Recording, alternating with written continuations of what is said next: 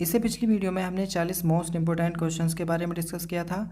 आप सभी ने उन्हें लर्न कर लिया होगा, नहीं किया है तो ज़रूर से कर लेना। और अब इस वीडियो में कुछ और नए क्वेश्चंस हैं जिन्हें मैं आपको बता रहा हूँ, उन्हें भी ज़रूर से याद कर लेना, ज़रूर से तैयार कर लेना।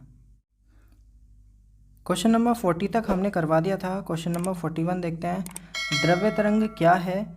ये की जगह यहाँ पे डी ब्रॉगली कर लेना। डी ब्रॉगली तरंग दैर्ध्य का सूत्र व्युत्पन्न कीजिए। तो मैं द्रव्य तरंगों के बारे में बता देता हूँ आपको। जो द्रव्य तरंगें होती हैं, जैसे कोई भी मैटर है, कोई भी द्रव्य है, उसके जो पार्टिकल होते हैं वो एक फॉर्म में चलते हैं, एक आगे की तरफ फॉरवर्ड जब होते हैं तो वो एक तरंगों का निर्माण कर लेते हैं और इसी को हम द्रव्य तरंगे कह देते हैं। क्वेश्चन नंबर 42 क्या कह रहा है कि निरोधी विभव से क्या तात्पर्य है, इसका मान किस पर निर्भर करता है। तो देखो, ये आपको पता होना चाहिए निरोधी विभव क्या होता है। जैसे कि एनोड है, एनोड पे बेस्ड है ये, तो इसे हम एक डेफिनेशन के बेस पर भी समझ सकते हैं। जैसे इसकी डेफिनेशन हम क्या लिख सकते हैं, इसे बोल सकते हैं हम, विद्युत सेल के एनोड पर आरोपित वह ऋणात्मक विभव जिस पर प्रकाश विद्युत धारा शून्य हो जाती है, तो उसी को हम क्या कह देते हैं, निरोधी विभव कह देते हैं। इसके बाद इसमें पूछा है इसका मान किस पर निर्भर करता है, तो आप सीधे सीधे बता देना इसका मान आपतित प्रकाश की आवृत्ति पर निर्भर करता है।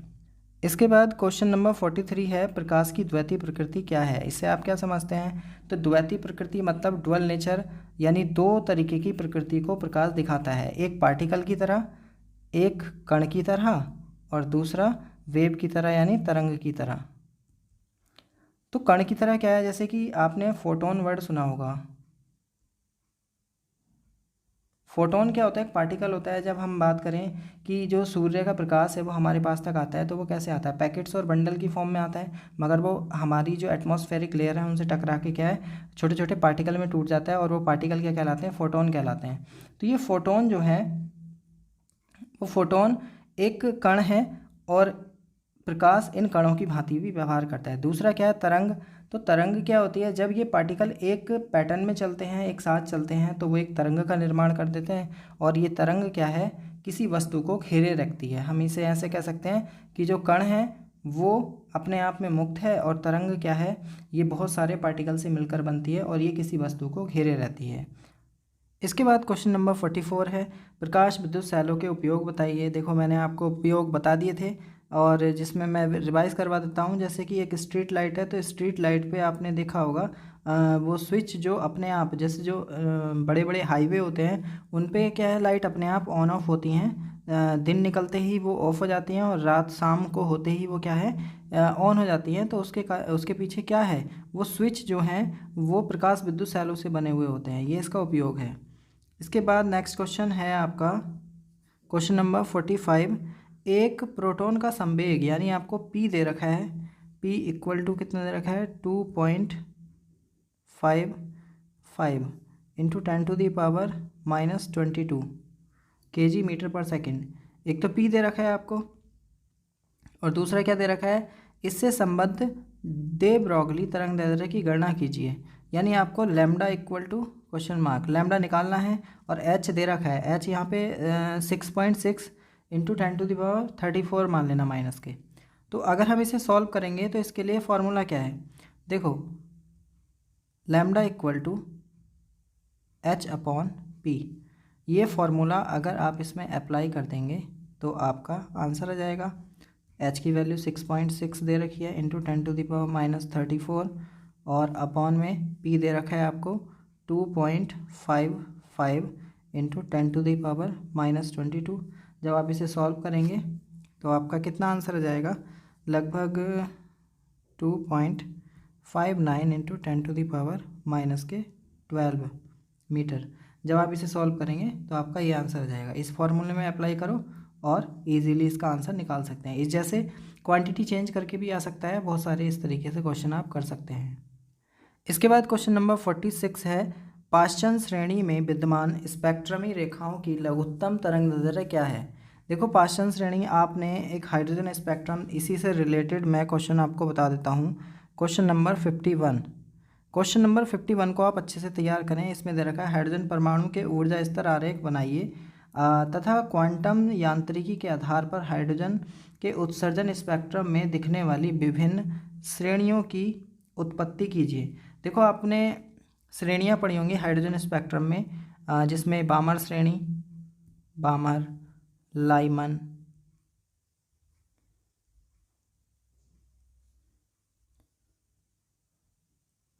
फुंड, ब्रैकेट,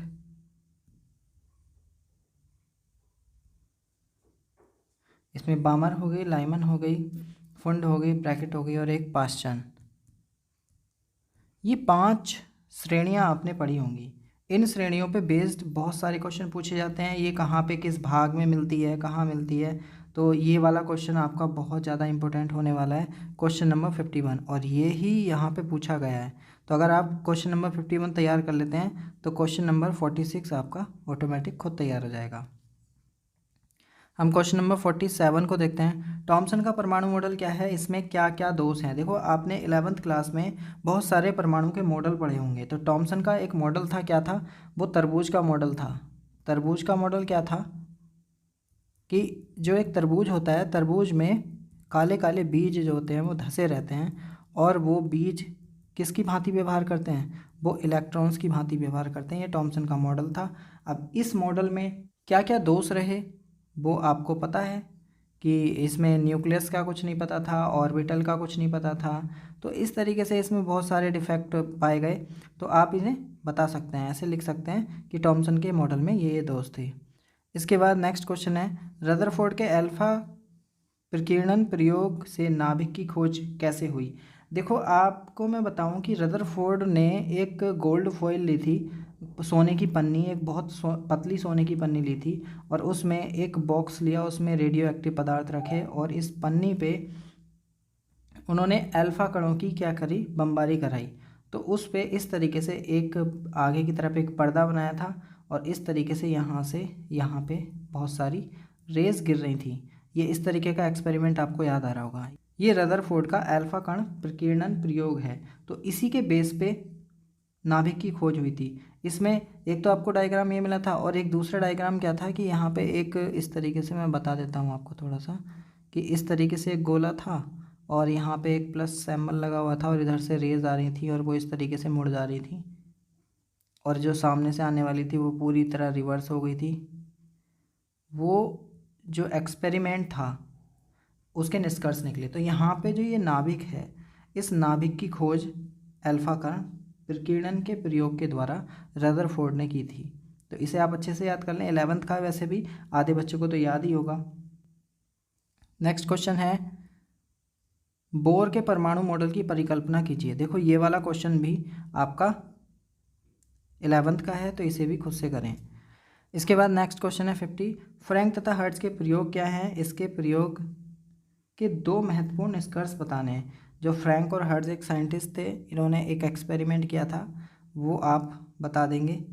क्वेश्चन नंबर 51 आपको बता ही दिया है कि क्या है, हाइड्रोजन स्पेक्ट्रम में जो श्रेणियाँ मिली हैं उन श्रेणियों के बारे में आपको बताना है, और इसे पूरे को याद करना। इसके बाद क्वेश्चन नंबर 52 क्या है, ऊर्जित परमाणु का अर्थ स्पष्ट कीजिए। देखो कोई भी एटम है वो हमेशा अपने निम्नतम ऊर्जा स्तर में ही रहता है। जब उसे बाहर से कोई ऊर्जा मिलती है, तो जैसे ही उसे बाहर से ऊर्जा मिलेगी तो वो ऊर्जा पाकर क्या है, इस स्थान को छोड़ने की कोशिश करता है, या इस जगह से निकलने की कोशिश करता है। तो उस परमाणु को जो वो बाहर से ऊर्जा दी गई, तो उस ऊर्जा को पाके जब वो बाहर निकल जाता है, तब उस कंडीशन में हम उसे कह सकते हैं कि वो कैसा है, ऊर्जित परमाणु है। नेक्स्ट है, लेज़र क्या है।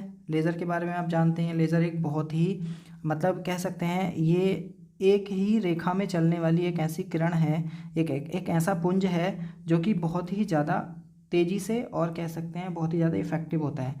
इसके उपयोग आपको मैं बताऊं, ग्रहों की दूरी को ज्ञात करने के लिए। जैसे कि आपने 11th क्लास में पढ़ा होगा कि जो लेज़र है, लेज़र के द्वारा जैसे कोई प्लेनेट है और हम यहाँ अर्थ पे हैं, इसकी इन दोनों के बीच की दूरी क्या करनी है, हमें ज्ञात करनी है। तो ज्ञात करने के लिए हम क्या करते हैं, एक लंबन विधि, यहाँ से किरण को भेजा जाता है और पृथ्वी के किसी दूसरे छोर पर उसे क्या रिसीव कर लिया जाता है। तो इस कंडीशन से हम इसमें क्या है, यहाँ से और यहाँ तक जाने में लगा समय और वापस आने में लगा समय, तो हम उसका जो टोटल समय है उसका आधा कर लेते थे, और आधा करने के बाद हम उसमें दूरी बटे समय वाला फॉर्मूला लगा के और हम उसकी दूरी ज्ञात कर लेते थे। तो लेज़र का उपयोग है कि बड़ी दूरियों को ज्ञात करने में भी हम इसका उपयोग करते हैं, क्योंकि एक ऐसा पुंज है जो एक सीधी रेखा में और टूटता नहीं है। दूसरा क्या है, जो बड़ी बड़ी शीट होती हैं या मोटी चादरें होती हैं, उन चादरों को काटने में इसका उपयोग किया जाता है लेज़र का।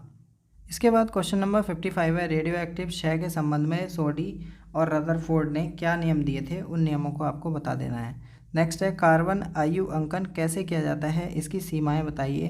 तो देखो क्या है, कार्बन आयु अंकन क्या है, ये आपने सुना होगा, कार्बन डेटिंग। कोई जैसे कि पुरातत्व चीज़ें होती हैं, जैसे कि कहीं पे भूकंप आया है या फिर इस तरीके से, और वो क्या होता है, जो चीज़ें नीचे अर्थ में दब जाती हैं और बहुत समय बाद हम उसे निकालते हैं, जैसे कि खुदाई खनन होता है या खुदाई होती है, जैसे कोयले की खानें होती हैं, तो उसमें उस चीज़ का पता लगाने के लिए कि कौन सी चीज़ कितनी पुरानी है, कितने हज़ार साल पुरानी है, कितने, तो उसे हम कैसे ज्ञात करते हैं, कार्बन के द्वारा। और कार्बन, उसी चीज़ को हम कार्बन आयु अंकन या कार्बन डेटिंग कह देते हैं। नेक्स्ट क्वेश्चन है 57, नाभिकीय बल क्या है, युकावा द्वारा खोजे गए कण का नाम बताइए। तो देखो नाभिकीय बल क्या है, किन्हीं तो जैसे कि कोई एटम है, एटम के मॉलिक्यूल्स होते हैं, उन मॉलिक्यूल्स के बीच में लगने वाला जो फोर्स होता है, उसी चीज़ को हम क्या कह देते हैं, नाभिकीय बल कह देते हैं। अब देखो आपने ये अगला जो पार्ट दे रखा है, ये बहुत ज़्यादा इंपॉर्टेंट है। आपने सुना होगा इलेक्ट्रॉन, सुना होगा प्रोटॉन, सुना होगा न्यूट्रॉन, सुना होगा। इनके अलावा आपने अगर कोई अगला पार्टिकल सुना है तो मुझे कमेंट करके बता सकते हैं। वैसे मैं आपको बता दूं, युकावा ने जो खोजा था वो पाई मेसॉन खोजा था, पाई मेसॉन। इसके अलावा भी कुछ कण हैं, इलेक्ट्रॉन प्रोटॉन न्यूट्रॉन तो है ही, साथ में पाई मेसॉन हो गया, और उसके अलावा क्या है, एक एंटी न्यूट्रिनो है, वो भी एक पार्टिकल की कैटेगरी में आता है। तो आप इसमें लिख सकते हैं युकावा द्वारा खोजा गया जो पार्टिकल है वो क्या है, पाई मेसॉन। नेक्स्ट क्वेश्चन है, नाभिकीय बल में इसके कार्य की व्याख्या कीजिए।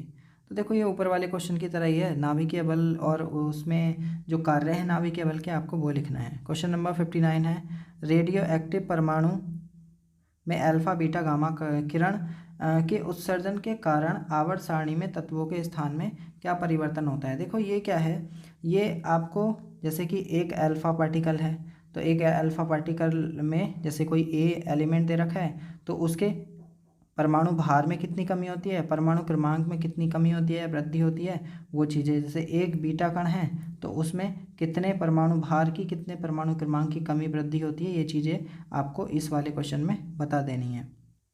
इसके बाद नेक्स्ट क्वेश्चन है 60 में क्या कह रखा है, रेडियो एक्टिवता से क्या तात्पर्य है। तो आपको रेडियो एक्टिवता की डेफिनेशन लिख देनी है और कुछ नहीं करना है इसमें। इसके बाद 61 क्वेश्चन है, किसी रेडियो एक्टिव पदार्थ की अर्ध आयु से क्या तात्पर्य है। तो ये भी ऊपर वाले से रिलेटेड है, आप यहाँ पे पढ़ेंगे, या फिर जैसे आप कार्बन डेटिंग पढ़ेंगे तो उसमें ही आपका अर्धायु से रिलेटेड एक टॉपिक मिल जाएगा। उसके बाद क्या है, AMU से क्या तात्पर्य है। तो AMU खास तौर से इसकी डेफिनेशन लिखने को हो जाती है। AMU क्या होता है, देखो एटॉमिक मास यूनिट।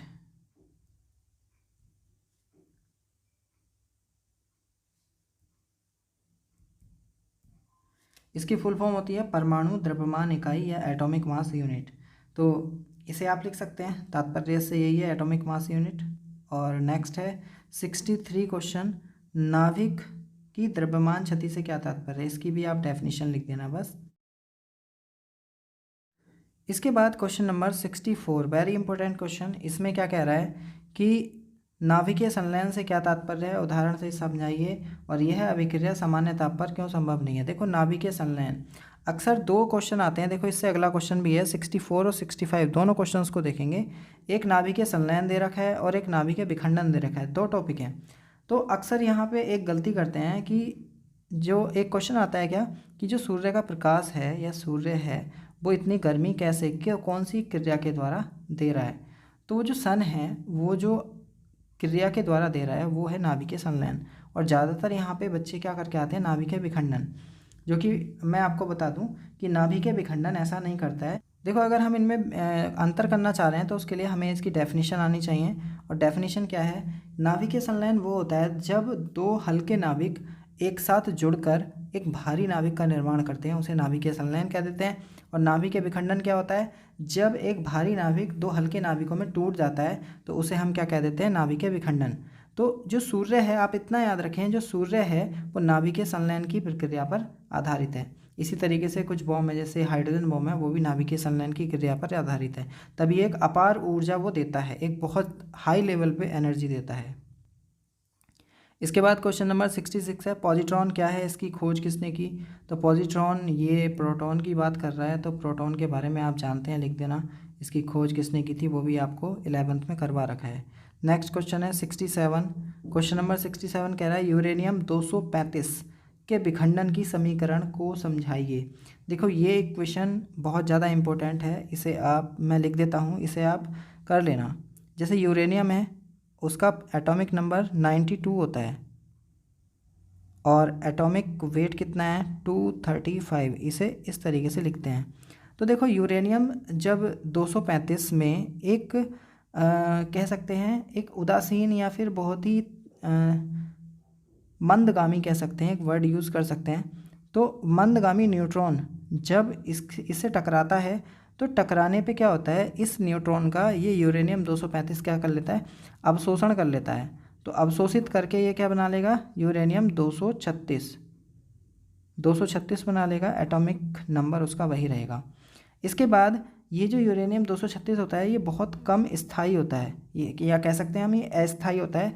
और अस्थायी होने के कारण ये दो पार्ट में टूट जाता है, एक बेरियम बनाता है और एक क्रिप्टन बनाता है, Kr। अब जब ये क्रिप्टन बनाएगा तो इसमें किस तरीके से, जो बेरियम है उसका 56 होता है और एटॉमिक वेट हो जाएगा इसका 144, और क्रिप्टन जो है वो 36 इसका एटॉमिक नंबर होता है, और 89 क्या बना लेगा? Atomic weight. इस तरीके से। और इसी के साथ में क्या होता है, एक 3 पार्टिकल न्यूट्रॉन के भी इसमें बनते हैं इक्वेशन में, और साथ में ऊर्जा भी बहुत सारी मुक्त होती है। ये यूरेनियम 235 का एक विखंडन है, या फिर हम कह सकते हैं यूरेनियम 235 के विखंडन की एक समीकरण है। इसके बाद क्वेश्चन नंबर 68 है, नेज अर्धचालकों तथा बाह्य अर्धचालकों में विभेद कीजिए। देखो ये इजी क्वेश्चन है, जो अर्धचालक युक्तियां हैं उस वाले चैप्टर में आपको ये क्वेश्चन मिल जाएगा और इम्पोर्टेंट भी है, इसे अच्छे से याद कर लेना। और वैसे आपको जो फर्स्ट चैप्टर, किसी ने केमिस्ट्री का अगर फर्स्ट चैप्टर सॉलिड स्टेट अगर पढ़ा है तो उसे ये क्वेश्चन याद करने की ज़रूरत ही नहीं है, क्योंकि उसने वो वहाँ पे याद कर लिया होगा। नेक्स्ट क्वेश्चन नंबर 69 क्या है, पीएन संधि डायोड का अग्र अभिनत फॉरवर्ड परिपथ बनाइए। तो इसमें आपको चित्र बनाना है और कुछ नहीं करना है, बस इतना काम करना है। क्वेश्चन नंबर 70 है, पीएन संधि डायोड को पूर्ण तरंग दृष्टिकारी के रूप में किस प्रकार प्रयोग किया जाता है? सरल परित। इसमें भी आपको आरेख बनाना है और आपको रीज़न देना है कि पीएन संधि डायोड को पूर्ण दृष्टिकारी यानी डीसी के रूप में क्यों प्रयुक्त किया जाता है। क्वेश्चन नंबर 71, ट्रांजिस्टर क्या है? आवश्यक चित्र बनाना है, और इसमें देखो दो हैं, PNP और एक है NPN। ये दोनों टॉपिक आप बहुत अच्छे से याद कर लेंगे तो ज़्यादा अच्छा रहेगा, क्योंकि इन दोनों क्वेश्चन में से कोई एक क्वेश्चन ज़रूर से ही आएगा। उसकी कार्यविधि भी पूछी जाती है और उसकी रचना, मतलब जो उसका स्ट्रक्चर है वो भी। 2 डायग्राम दे रखे हैं इसमें, दोनों ही आपको बनाने हैं। तो मगर याद, आपका जो एग्ज़ाम है, एग्ज़ाम में कोई एक ही आएगा। इसके बाद क्वेश्चन नंबर 72 क्या है, परिपथ चित्र देते पीएनपी ट्रांजिस्टर वोल्टता प्रवर्धक का कार्य कैसे करता है? तो ये भी आपका पीएनपी ट्रांजिस्टर के अंदर आ जाएगा। इसके बाद क्वेश्चन नंबर 73 क्या दे रखा है, डिजिटल परिपथों के संबंध में लॉजिक गेट का सत्यमान सारणी का अर्थ बताइए। देखो इस क्वेश्चन को मैं आपको बताऊं, इसमें मैंने एक वीडियो बना रखी है, मैं आई बटन में दे रहा हूं इसे, और डिस्क्रिप्शन में भी मैं इस वीडियो को डाल दूंगा, इसे अच्छे से देख लेना। इन सर्किट से रिलेटेड एक सर्किट ज़रूर से आएगा और ज़रूर से पूछा जाएगा कि लॉजिक गेट क्या है, या फिर लॉजिक गेट किसे कहते हैं, इसकी सत्यमान सारणी। देखो इसमें क्या है, जैसे कि यहाँ पे सर्किट दे रखा है, तो इसमें A, B और C 3 इनपुट दे रखे हैं। तो 3 इनपुट होंगे और एक आउटपुट होगा। तो इस तरीके से इनके आउटपुट और इनपुट में बाइनरी 0 और 1 इनके द्वारा आप सत्यमान सारणी को दिखा सकते हैं। उस वीडियो को आप ज़रूर से देखें। क्वेश्चन नंबर 74 है, ट्रांजिस्टर के आधार क्षेत्र को अपेक्षाकृत पतला क्यों बनाया जाता है? तो इसका एक छोटा सा रीज़न है, आप वो बता सकते हैं इसमें कि इसे पतला क्यों रखा जाता है। जब आप ट्रांजिस्टर के बारे में पढ़ेंगे तो उसी में एक आधार नाम का, जैसे कि PNP जो मैंने बोला PNP, जब ये ट्रांजिस्टर पढ़ेंगे तो इन ट्रांजिस्टर में आपका एक आधार, उत्सर्जक और एक संग्राहक, 3 टॉपिक मिलेंगे। इन टॉपिक में आपको आधार वाला टॉपिक यहाँ पे लिख देना है। नेक्स्ट क्वेश्चन नंबर 75, चालक और अचालक में अंतर। ये तो आप कौन नहीं जानता। चालक क्या होते हैं? जिनमें इलेक्ट्रिसिटी और हीट फ्लो हो जाती है, और अचालक कौन से होते हैं? जिनके अंदर इलेक्ट्रिसिटी और हीट फ्लो नहीं होती है, वो अचालक होते हैं। तो इसी तरीके से आप इसमें दोनों में अंतर कर सकते हैं। नेक्स्ट क्वेश्चन देखा, निम्न परिपथ की सत्यता सारणी। तो आपको उस वीडियो में इस तरीके के सर्किट मिलेंगे। यहाँ पे 2 सर्किट है, मैं बता देता हूँ थोड़ा सा। यहाँ पे ये एंड गेट है और ये और गेट है। इन दोनों सर्किटों में आपको अगर इन दोनों के इनपुट और आउटपुट के बारे में पता है, यानी निवेशी और निर्गत दोनों के बारे में पता है, तो आप ये ही नहीं, इससे रिलेटेड जितने भी सर्किट होते हैं वो आप बता सकते हैं। आप उस वीडियो को देखें जो मैंने लॉजिक गेट पर बना रखी है। इसके बाद क्वेश्चन नंबर 77 है आपका, किसी संचार व्यवस्था के मुख्य अंगों का वर्णन कीजिए। तो संचार व्यवस्था के जो मुख्य अंग हैं वो आपको बताने हैं। ये सबसे लास्ट वाला चैप्टर है जो कम्युनिकेशन वाला है, उसमें आप ये बता सकते हैं। क्वेश्चन नंबर 78 है, मॉड्यूलन का अर्थ स्पष्ट कीजिए। 3 विभिन्न प्रकार के मॉड्यूलनों का नाम बताइए। इस किसी एक प्रकार के मॉड्यूलन का अर्थ स्पष्ट कीजिए।